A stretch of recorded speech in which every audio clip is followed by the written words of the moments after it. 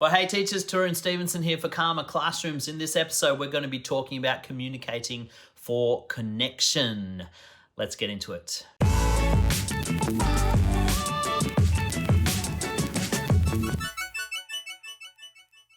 All right, here we go. We're talking about the topic of communicating for connection. As always, this episode has been brought to you by my Behaviour Management Blueprint, which is a free ebook and video course that you can access through the link in my description. So why don't you check that out if you need help with behaviour management. All right, so first of all, before I get into the tips on how you can connect with your students as you communicate, we need to really answer the question of why it's so important. You know, as a teacher, much of your role is in communicating for the dissemination of information or knowledge. And while that's important, it's also important to understand that your communication is also for building relationships. By now, you would know, if you've been following me for any length of time, I've taught you ad nauseum how important relationships is to behavior management. And if you are communicating to connect with your students, to make them feel engaged and to make them feel cared about, then you have to be mindful about the types of things that you do when you communicate.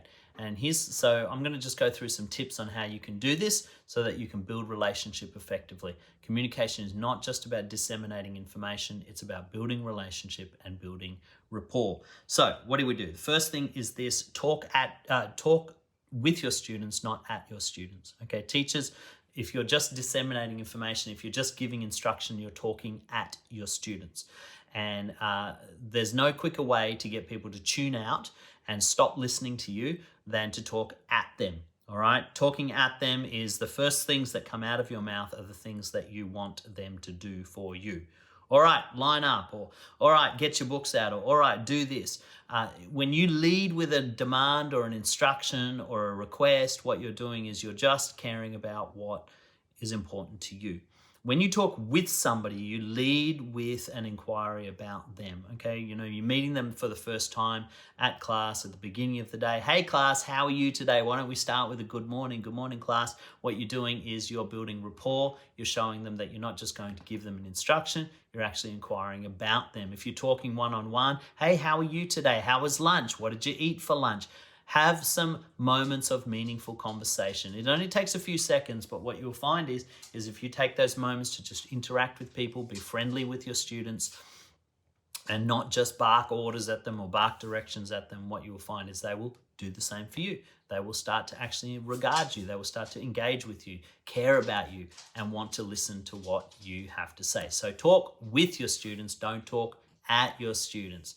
You know, if you need to get them started on a new activity, even this, you might be giving a direction to, okay, put your books away and we're getting out our science books now. All right, that's great. That's just an instruction.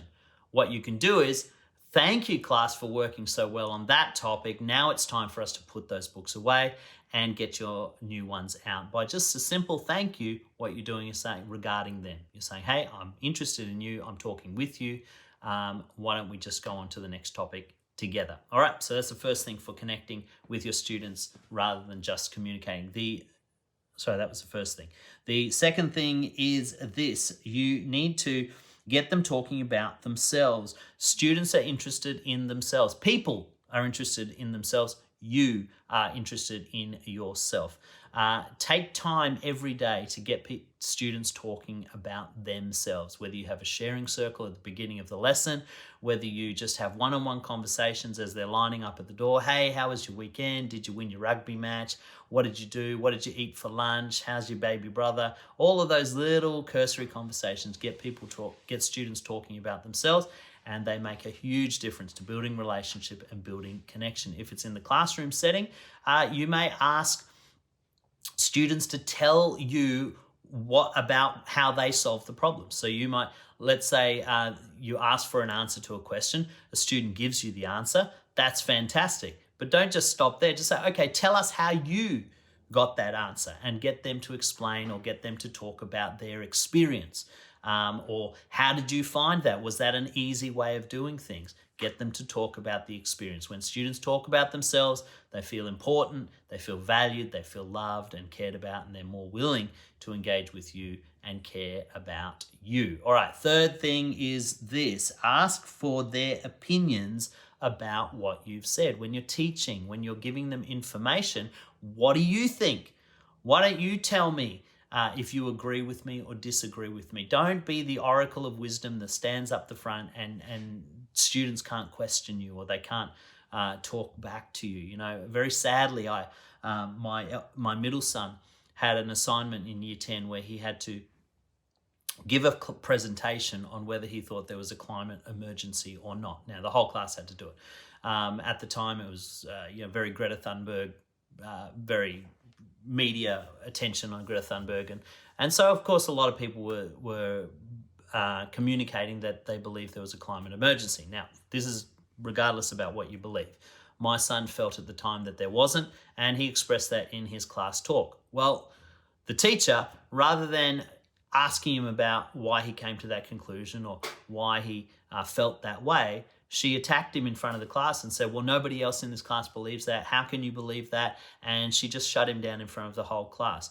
That's not a way to win over your students. If they have a difference of opinion, why don't you find out why they have a difference of opinion? Give them an opportunity to express their opinions or express their ideas or express their thoughts about what you're teaching, because you may find that they've thought very deeply about things, and you may find that they have something very valuable to contribute. So make sure you allow students to give their opinion, allow students to talk about their experiences too, even if those experiences and opinions are not quite the same as yours. The fourth thing is this: learn to ask questions. Lots of questions. When you ask questions rather than, and I should be more clear, learn to ask open-ended questions if you want to connect with students, because what you do is you elicit a response from them. So asking, if they make a statement, okay, tell me more about that. Why do you believe that? Why do you understand that? Asking questions, okay, can you explain that a little bit better so that I can understand? Or if they're talking about something, just, they're telling you about their weekend or their favorite cartoon or whatever it is. Oh, okay, so who's your favorite character? Ask questions, go deeper, show them that you care about what they're saying. If you ask questions, you're actually going to have a deeper understanding of what they're talking about, and they will actually feel that they're important to you. And they will be more willing to listen to you, more willing to engage with you when you take the time to do the same. So that's 4 tips on communicating for connection. Communicating so that you can build relationship. And the first one was talk with your students, not at your students. Get them talking about themselves. Give them opportunities to express themselves and talk about their world. Ask their opinions on what you've said. Let them disagree with you. Give them a safe space to talk to you about their perspective on things, and ask questions.